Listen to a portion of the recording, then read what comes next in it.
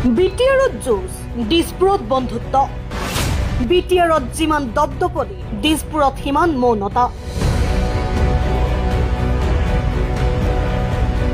হাগ্ৰামা মহিলাৰ হুংকাৰ আছে। প্ৰমোদ বড়ো এনডিএত থাকিলে বিজেপিৰ বিৰুদ্ধে অৱস্থান কৰিব বিপিএফ।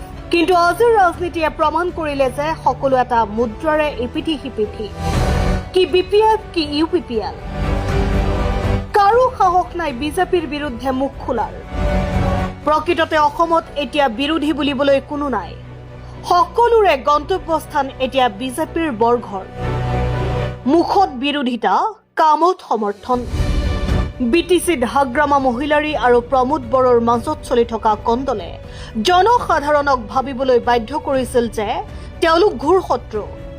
কিন্তু ৰাজ্যসভা নিৰ্বাচনৰ অংকই উদঙাই দিলে যে ইউপিপিএলৰ হাতত পৰ্যাপ্ত বিধায়ক নথকাৰ পাছতো বিপিএফে কোনো প্ৰত্যাহ্বান নজনোৱাটোৱেই প্ৰমাণ কৰে যে তেওঁলোকৰ মাজত এক গোপন বুজাবুজি চলিছে।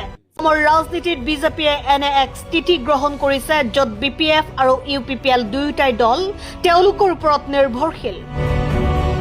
হাগ্ৰামাই জানে যে বিজেপিৰ আশীৰ্বাদ অবিহনে বিটিআৰত পুনৰ ক্ষমতা ঘূৰাই পোৱা অসম্ভৱ।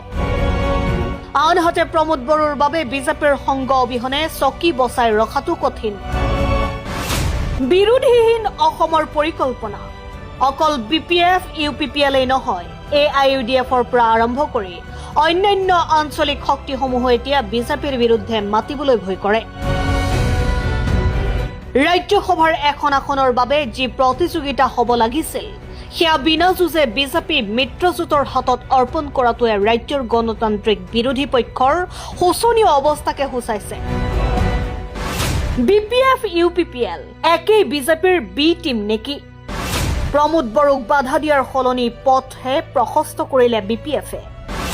বিনা প্ৰতিদ্বন্দ্বিতাৰে সাংসদ হোৱাৰ পথত ইউপিপিএলৰ প্ৰাৰ্থী। অসমৰ ৰাজনীতিত এতিয়া বিৰোধীৰ অৱস্থান কেৱল নামতহে। ৰাজনীতিৰ এই মধুচন্দ্ৰিকাই এটা কথা প্ৰমাণ কৰিছে যে অসমত এতিয়া শাসক আৰু বিৰোধীৰ সীমাৰেখাডাল ধূসৰ হৈ পৰিছে।